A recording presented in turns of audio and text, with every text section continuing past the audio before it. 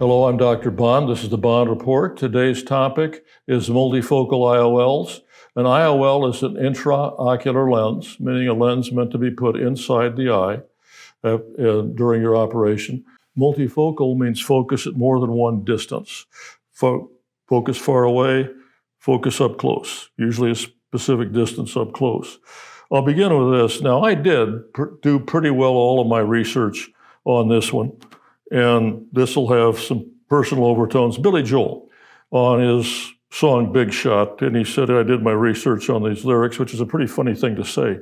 My brush with Billy Joel, which doesn't fit into my topic particularly, is I was being taken to dinner by a salesman. We had both our wives with us, and I got told, really, it's Biaggi's restaurant in Chicago, big place, and they had a piano up there, and they wanted me to play it. It was sort of in this crow's nest affair. You walked up a ladder to play it, and the restaurant wanted me to do that. They came up to me, his wife had worked there, and they wanted to do that. So I'm up here, and I thought I'll play 2 or 3 songs and go. So third song, I'm thinking, well, I'll play New York State of Mind.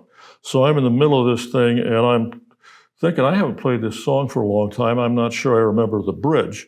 And so I'm trying to have that come back to me. And I glanced down, and Billy Joel's eating his dinner in there. And he wrote that song. And our eyes met, perhaps over that song. He's looking right at me, and our eyes meet as I'm thinking, I hope I remember that bridge. And he gives me a little smile, gives me one of these. Very nice smile, and I, finished that song, got the hell out of there. But thinking, that could have gone a number of ways, and it happened to go my way. I'm sure he would never remember that, but it was a thrilling moment for me, and I'm just putting it in there when I see a picture of Billy Joel. I was thinking certain things don't change much. That very predictable from the present. Here's one, Chicago gets a Pope before they get a quarterback. I mean, you always knew that was going to happen. That would happen. How can it go wrong? My chief. We had a fellow that he thought was taking too much time, adjusting the microscope and getting everything just so. And my chief said to the guy, wouldn't it be simpler to just slice about 1/16 of an inch off the cheeks of your ass? That one I retained to this day. I never fooled with the microscope too much. I tried to get moving on that stuff. Willie Sutton, bank robber, committed like 700 or 800 bank robberies, never killed anybody, and was asked why he was a bank robber. He said, because that's where the money is. So, some things keep going like that.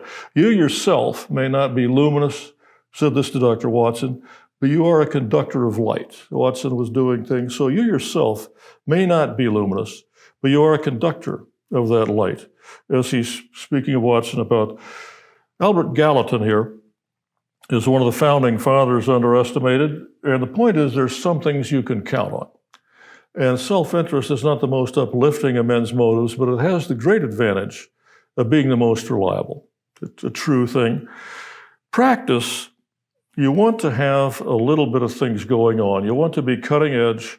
You want to do the modern things. Here's one of the Walendas going over a stadium there. And he said, being on the tightrope is living and the rest is just waiting. You want to be with it. You want to give your patients the modern things without being what you would privately not have done on yourself. But there's a certain amount of artistry in some of these things. Clement Mach was instrumental in inventing the synthesizer. He said, remember, the music is not in the piano. And that's just a favorite of mine, but it's also a truism. So always in motion, the future is. Premium lifestyle lenses explained. There's ones where you do get good results with them, but there's lens designs where you don't get what you want. There's ones where you get something you don't want. And Lenin said this, just what we need, more rope to hang ourselves with. And that's true. There's an up and a downside to everything. And they marketed that hard. Here's Lord Kitchener being marketed. I mean, Margot Asquith, who wrote a lot of letters to Winston Churchill, said he was a rather poor general, but a wonderful poster. And that's what you get sometimes with your marketing, is Lord Kitchener there. Also, the figures they give you aren't always overly reliable. This is Herbert Asquith, and he was Margot's father, The War Office, this is World War I, kept 3 sets of figures. One to mislead the public, another to mislead the cabinet, and a third to mislead itself. There's a lot of that goes on with so-called science, but once again, Amelia Earhart saying it, there's more to life than being a passenger. You want to give your patients the benefits of these things, and also you want to be up to the moment, to the point where you think that you're safe. And an interesting story with her. She is at a White House dinner with a lot of other people. Eleanor Roosevelt says to her, I've always wanted to go up on one of those airplanes. Why don't we do that? And they get up from the dinner, and she takes Eleanor Roosevelt on like a 45, 60-minute spin around Washington, D.C. I've always liked that story. The point of this is a little knowledge is dangerous, so is a lot. It's hard to know when to act on your knowledge. Multifocal IOLs, and Bois Perret fought with the French and was an army doctor, and what they used to do was cauterize wounds with like a branding iron cautery thing, and that was thought to be very important, and he thought he'd try to not do that, and he had a sleepless night not doing that, and the patients, not surprisingly, did better, but no one did that. But he said the very good quote, if the surgeon does not understand humility, God will teach it to him. That is the God's truth. And also you need to know what is a good idea and what's not. Now that's not Bobby Jones in the bunker. Bobby Jones is the guy who said this. But yeah, too much ambition in a bunker is a bad thing. They got Bobby in this instructional video, and he's got a tie on, and he's got a vest on, he's got his sleeves, unbuttoned, but he's taking that thing back and saying, too much ambition in a bunker is a bad thing. You can get various types of patients in there. Their eyes are not all the same. Raymond Chandler, with Philip Marlowe is saying it. She had eyes like strange sins. The patients are always looking for foolproof. I myself am a patient, and I myself am always looking for foolproof. That's just true. There's a foolproof mirror, and the world is always looking for foolproof. The thing is, claims will be made that things are foolproof when a little bit of world knowledge will tell you this thing is anything but foolproof, and yet here the thing is asserted without evidence and without any meaningful evidence. And if they had any evidence for something like that, it would be something rather specious. And so you're thinking, getting 2 of the most chancy things in the world, hiring and falling in love. And to call them foolproof is an excess of confidence or an excess of predictability or something, because that is hubris if ever I saw it. You'll notice that when you have the word foolproof, interestingly, I don't know why, but the guy put a line through it. When he had the sign, there's a reason for that I think is some irony there, or telling the truth that is not there. Roy Blount Jr. gave the name for foolproof. Either way, you get your dog back. Veterinary and taxidermist go into business together. Motto, either way, you get your dog back. Foolproof. The price the one pays, said James Baldwin, for pursuing any profession or calling is an intimate knowledge of its dark side. Most of its upside, and it was wonderful to be a doctor, and I liked it. Now that I'm retired, people will say to me, gee, do you miss it? And I say, a lot. Yes, often I do, but I don't miss all of it. And that's what we're talking about. Sallust said this, the Roman historian, everything that rises sets. Everything that grows, grows old. And here's one, men are least safe from what success induces them not to fear. They've had a good run, so they feel like they know what they're doing and everything is good. And the question is for the surgeon to ask himself, when are you a dangerous man? When do people benefit from an encounter with you? But start to try to know yourself well enough. When are you a dangerous man? Say you're learning a certain technique or a variation on what you've done. The first case, you've got a guy probably sitting there with you that knows has done this, that can get you when something goes. It's not the first case. You're not that dangerous. And it's not the 5th case. It's after about 15 or 16 cases up till about 25, you feel yourself adept, expert, knowledgeable, experienced, capable, confident, competent. And that, my friends, I would say to any group of surgeons, is when you are a dangerous man. You're assuming some knowledge and some fluency that you may or may not have. And you want to be careful of yourself in those positions. Livy's saying it about something else. It's when fortune is most propitious that she is least to be trusted. Much truth. And you find out how random the world is. Tacitus talking about valors of no service, the bravest fall at the hands of cowards. Chance rules all. You don't find anything out if you don't try it, but Don Marquis, pronounced Marquis, not Marquis, an ignoramus is a guy who doesn't know something that you yourself just found out, and it's true. Surprise happens so often that it is surprising that we are surprised by it. And Paul Wolfowitz, you say this and you get some surprises. People fool you with this. No man really knows, said Steinbeck. No man really knows about other things. The best he can do is to suppose they're very much like himself. And you get some interesting corollaries to that where, you think of what you'd do and think that makes you safe. And what you do when you're screening multifocal patients, this patient wants to have what his neighbor had. Why don't you give me what the pastor had?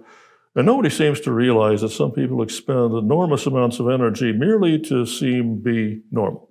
Albert Camus there. And I am with this on the ballot of Buster Scruggs. You, sir, seem no better at being a judge of human nature than you are as an example of it. He's saying this to the guy that was not a very good example. And I myself have been fooled on this lots of times. You're trying to assess who a candidate is. There are some general rules you can follow. Al Bundy had one here. Don't try to understand women. Women understand women, and they hate each other. Yeah, very true. And there are certain general rules you can follow. Never eat at a place called Mom's. Never play cards with a man named Doc. And never, ever lie down with a woman who has a lot more trouble than you do. Actually, the phrasing is different if you read Nelson Algren, but that's what I think I'll put on a slide. And there's some others. Never play poker with a man wearing a diamond. There's never dance with a guy or a girl whose nickname is Big Daddy. You can follow some general rules that'll keep you out of certain kinds of trouble. Thomas Sowell said this, hands-off experience is what you learn. They would talk about in general surgeon things. There's 3 things you learn. And the first thing you learn is how to operate. And the second thing you learn is when to operate. And the third thing you learn is when not to operate. And you can get some, for instance, I'm thinking of multifocal people. Perfectionist is a people who take infinite pains and give them to others. So a lot of truth in that, where you learn a lot about human nature when you put in the multifocal lenses because it's got a subjective endpoint. Here we have the Addams family, but I want to focus on spooky little Wednesday here. There are some classic things with little Wednesday looking up at you. You're trying to assess, as you screen multifocal patients, who's crazy and who's going to be nothing but trouble, and then you kind of, in some delicate way, tell them that they're not candidates for this thing that'll require some mental participation. You're trying to screen them out. Never eat at a place called Mom's, don't do this, don't do that. And you think you get pretty good at this, but Spooky Little Wednesday says at one time, dear, I think Morticia says this to her, it's almost Halloween. Haven't you got where was your costume? And she says, I'm wearing it right now, Mama. Well, that's not, you look just like you always do. She says, I'm going as a serial killer. We look just like everybody else, says Wednesday. And I thought, they do. Things that seem sensible when you start them seem absurd when you get on the other end of them. And you think, why did I ever do this? What was I thinking? Nero Wolfe there is a good one, but no alarm clock. The trouble with them, Archie Goodwin's talking. Things that seem so sensible when you start them what were you thinking when that went off? And you start to think, why can't people be a little more like rattlesnakes? At least, you're going to get bit there if you make moves, but they give you a little warning. And I'd like to be in there one time and talk to people, gee, what do you think about this? And they'll say, all I really want is what this, you'd get a little bit, they'd say something innocuous to you. Well, my neighbor had this and I think it would be fine. I understand there are limitations. You don't get that. All we would need is a hint, just a little hint, some kind of sign, or otherwise, even being quiet, not reared up like that. It doesn't have to be that extreme, but just some little indication, like rattlesnakes have, before you step on what I had called the ophthalmic landmine. And this, there he is in the soil, doesn't look like anything in particular. Why can't there be signs? Octominen, caution landmine. You need, you learn another language a little bit. But here you are trying to feel out, was this person going to tolerate a multifocal lens? What am I looking at here? Most people are fine, most people are thrilled, but not all of them. And which is better, one or two? This is what optometrists do when you're checking refraction. I always thought that was witty, so I left it in. But you'll notice this guy is very respectful of this whole thing. He's not taking that lightly or seriously. You're trying to make your technology work, but you find that you are not better at being a judge of human nature than you are an example of it, and you get proven wrong. The hindsight, you wish you had that. Many surgeons say this, there's only one absolutely surefire, never fail way to tell whether a patient is crazy or not. One and only one, and that one and only one is just go the hell ahead and operate on them. That's it. That's the only one. These are the people that get to the pearly gates. As they're walking through the gates of heaven, they say, why am I seeing all these halos? Now, in some cases, heaven, halos are a good thing. Lenses, not so much. Why am I seeing all these halos? Now, once again, you may want to watch who you tell that halos are a bad thing. This archangel here looks like he doesn't want to hear that. But I have multifocals. I have a little bit of halo.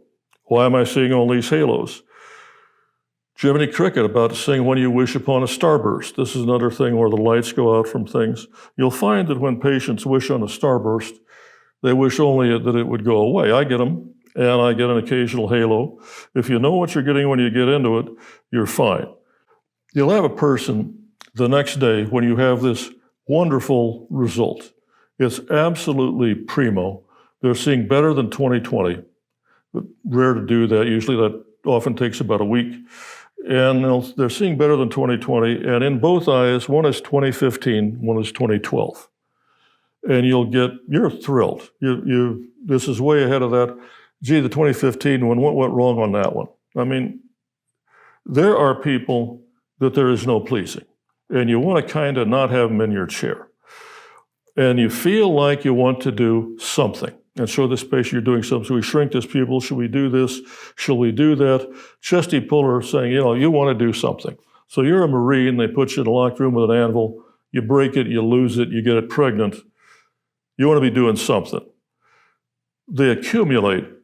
And the amount of time that you lose on these folks in your practice, because normally all the easy good ones, the 95+% or the 98+%, the good ones, they're gone.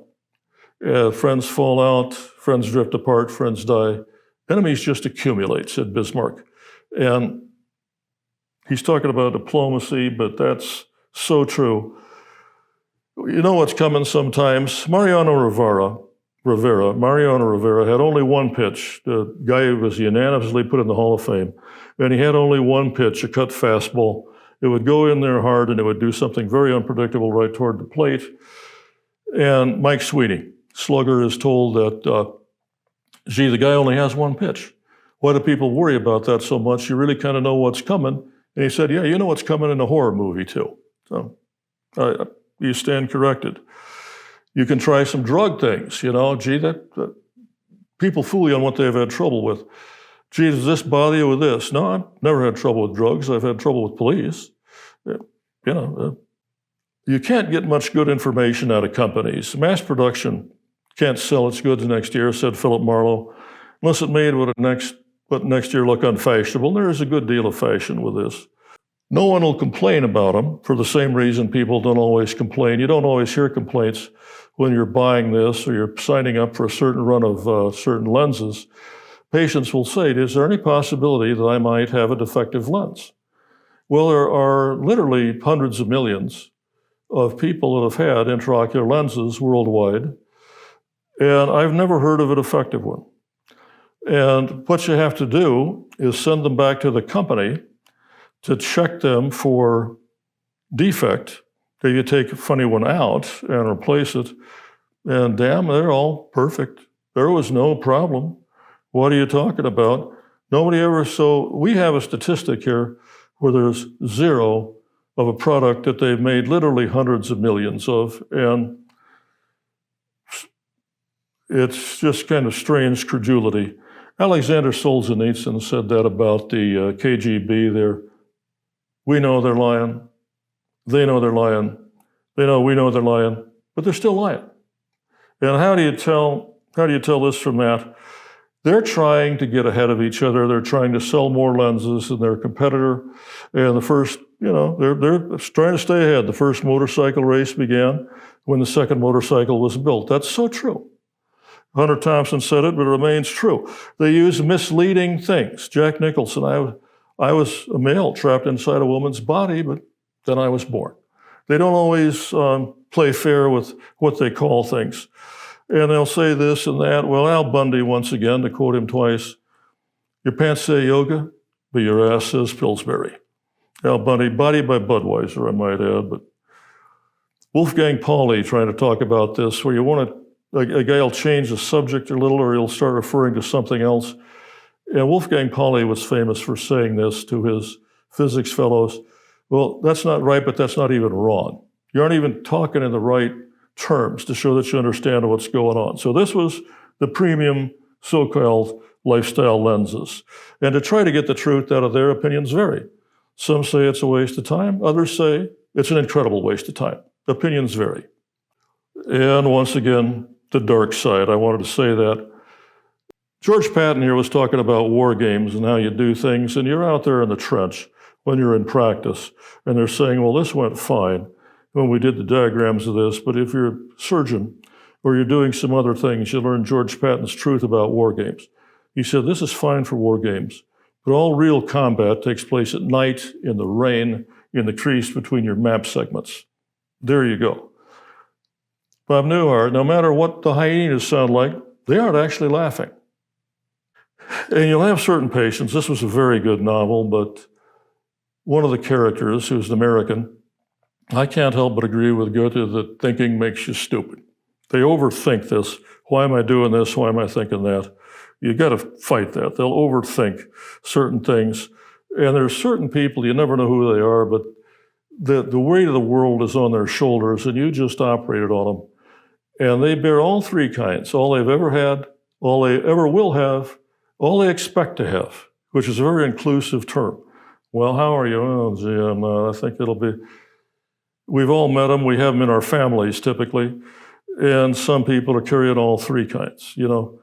Typically, if you were a Chinese philosopher, you'd say, well, there's enough trouble in the present without going to the future and borrowing trouble from there and bringing it back. That would be a different slide, but it's sort of the same thing. So really, J.B. Priestley's correct. You're trying to gauge these people, but the worst advice you can give most people is be yourself. You almost don't blame him. H.L. Mencken said it the best. It's hard to believe the man's telling you the truth when you know that you would lie if you were in his place. Yeah, true. I do that. And then when you start being nice, people think you're lying. I don't know what Andy Warhol ever had to be rude about. And the idea that great advancements, it's a big change. You're a lot better than you were. Make men forget old injuries. That's much mistaken. Well, gee, I wish I was taking so long. Well, there is no, sometimes I can see halos around objects at night, but at least sometimes the voices will take your mind off of it. You're dealing with that occasionally. And I don't hate my fellow man, even when he's tiresome and surly, tries to cheat at poker. And I find it a cause of anger and dismay is because I'm a fool for expecting better. And a lot of truth in that. This was an actual chart. I was at a meeting one time, and my girls had labeled charts with a sort of a certain marker, and one was MF-FU, and this was a certain abbreviation they'd gotten, and what that meant to them, and they had like 7 in a row going down the hallway, and what that meant to them was multifocal follow-up. And you glance at that, and that might mean something else to you. And MFFU, putting the FU back in future, the laughter back in manslaughter, Putting the FU back in future, this was a thing they just innocently put on that chart. And I thought, well, maybe they're trying to tell you something. This is a wonderful show, what we do in the shadows. And they have a character on there, this gentleman who doesn't look particularly like a vampire. And interestingly, and this was an interesting concept to me, he's an energy vampire. He gets all of his thing not biting you on the neck, but he's sucking the energy out of you, and he feeds on that. And these people exist. I actually had a patient say this to me one time. You know, the weather's been lousy ever since I had that operation. You can't make that up. You know, this is all your fault, and you're a bad guy, and why did I ever subject myself to this? And I think it won't, I mean, you're dealing with some psychiatry there. Several excuses are always less convincing than one. Well, I've got this, I've got that. So, you know, you're going to wind up with this guy you're married to. In the beginning, a genius is being scared shitless. You're trying to learn to be a genius. Whenever you have to do a lot of splaining, here's Lucy getting something, you got a lot of splaining to do. Sometimes post-op premium, you got to get through this. You will get used to that. It does go away. I've got them in my own eyes. Most people don't get it much at all. Sometimes it's totally okay. But here you are splaining. Benjamin Disraeli saying it the best, there's no wasted time in life like that of making explanations over the same material 30 times a day and knowing it'll go away. And this is what we call in ophthalmology chair time. The patient's in the chair, you're doing this. You say with a certain type of procedure, certain type of lens, well, this one's going to have increased chair time. You got to talk to people first. You got to get them what to expect. This is chair time. Now, I have a different kind of chair in the slide here, but they can feel pretty similar. This was a murder of the Victorian era. She had divorced a previous husband, and the lady here, and a later murder, had murdered an earlier lover, and they had chopped his body up and put him in the East River.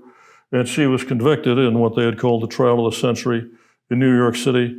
They tracked down her husband and asked him what he thought about her, hoping to get some sob sister story. He said he was a German immigrant, as they all were. And as a German immigrant, I hope they put her in the chair of electricity. And I just like that phrase so much. But there's the chair of electricity. Or you know also, gee, this is going to get better in stages. The first time somebody told me that, well, we're going to have to do a staged treatment for this, we're going to have to stage this. I'm thinking of the Wells Fargo approach. But you try to tell a patient that we're going to stage this, and we're going to go from this stage to the next one. And you're picturing Wells Fargo. So medicine, we will say, you married that patient. Gee, you know, better be careful of this. You're marrying that patient. If you got somebody with a complication, you married them, and you'll stay with them. Now, you don't charge extra, and you don't charge for those visits at all. Surgeons don't do that. I never did.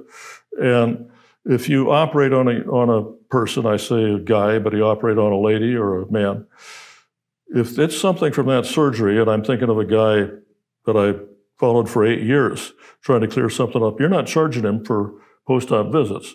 Now, if he is totally fine, he's 98% of people, he goes through the deal, he gets better, and a year later you're checking him for your glaucoma and for some routine things, yes, you charge him. But for things with a surgery, no, you don't do that. You eat that, and that's what surgeons do, and that's the way it should be. So, but you married that patient. Mamie Van Doren, and I've married a few people I shouldn't have, but hey, haven't we all? Well, maybe I have too. And I shouldn't have. I don't know what I was thinking. Here's Mamie smaller, here's Mamie bigger. What you're looking for is what the young lads thought about, Mr. Simon, Mr. Garfunkel, who later did a thing. You're thinking like the guy in James M. Cain. You're thinking, you know, I killed a man for money and a woman. I don't have the money, and I don't have the woman. And I didn't get what anybody wants. That happens to be double indemnity. But you feel like that. You're 0 for 2. And this is the Paul Simon sign. This is what you're looking for. It's been a year. You walk in, and this happened all the time. And the patient's reading a book, and they've had a multifocal lens in both eyes. And they're reading a book, and you have this pleasant greeting. And I say, you see? Oh, I see fine. I see great. Well, has the reading been okay? And they'll get a little surprised. Like, what are you, and that's what you want, that little startle.